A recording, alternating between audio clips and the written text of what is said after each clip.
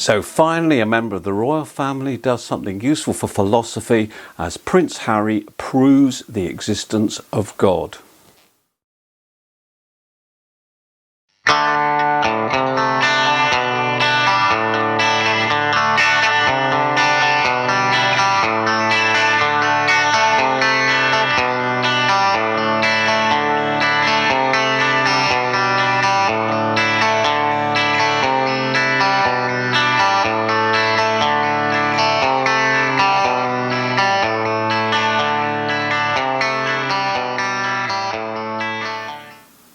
No, I've not read the book. Prince Harry and his book Spare. I'm not really the target audience, to be honest.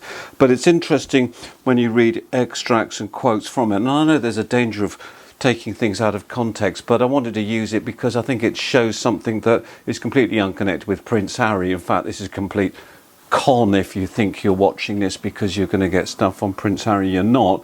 What you're going to do is you're going to get insights into the writings of Søren Kierkegaard, the Danish philosopher of the 19th century, which is a little bit different, I recognise that.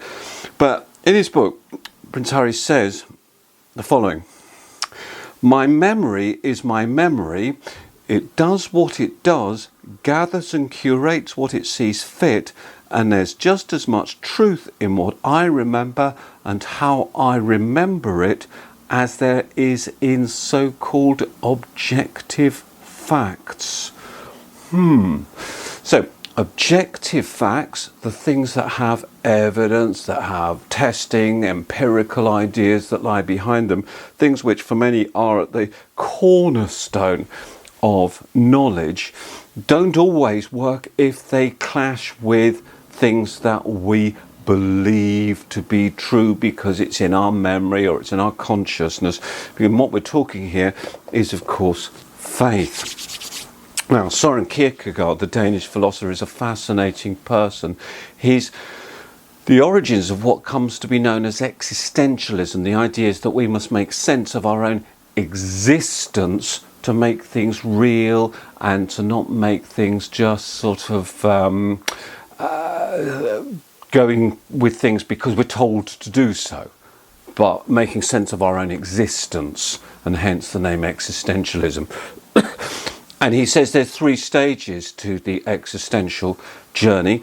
The first he calls the aesthetic stage, the one where we try to find things that are good or beautiful for us, things that try to improve the quality of our lives.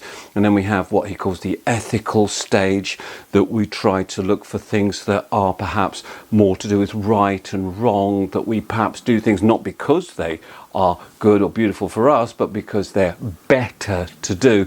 And then finally he says you come to what's called the religious stage. And the religious stage for Søren Kierkegaard is not a rational stage. It's not one that's based on anything to do with facts or knowledge.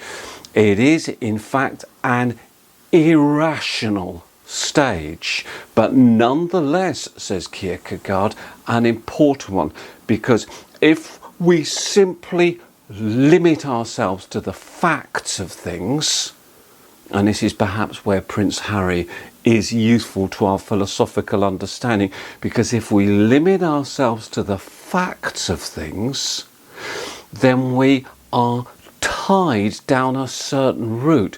And actually, of course, to make sense of things in terms of our own existence, the things that are important to us, is a leap that we must make. Kierkegaard calls it the leap of faith. A later existentialist writer, Jean-Paul Sartre, the great French philosopher, he talks about not living in mauvaise foi, in literally in bad liver, but to actually achieve a more authentic or real state of existence. So you've got, on the one hand, facts, rigid, inflexible, base of knowledge, good, yes, okay, important. But the real success, says Kierkegaard, is to look at our existence in terms of what works for us, what moves our life forward. And it's interesting when you look up faith on the Stanford Encyclopedia of Philosophy, And you recognise that it is, in a sense, a cognitive thing. It is something that's to do with what we think we know. I believe this to be true. And the reason why I believe it to be true is because it makes sense to me. And I've spoken before in these presentations about that idea of coherence truth. Things that are true because they make sense in our minds. Because that, of course, is what Prince Harry's doing. Well, I'm assuming he's not just doing it to make slabs of cash, but let's assume he's doing it because he wants to make sense of things within his mind. We all of us do it. We all of us turn and we make sense of the world around us as it works for us. And that's the nature of what the existentialist journey is. So let's just recap here. Fact are things that are based on empiricism, that are based on reason, that are based on working things out. Okay. That's good, but actually, as Prince Harry says, sometimes what I perceive in my mind makes more sense than so-called objective facts. We would call that in philosophy coherence truth. We would call it in religion perhaps the idea of faith, believing it. Please ask any questions underneath this video. Please like this video. Please subscribe to this channel. Thank you so much. Take care of yourselves. It's been great speaking to you. Take care. Goodbye.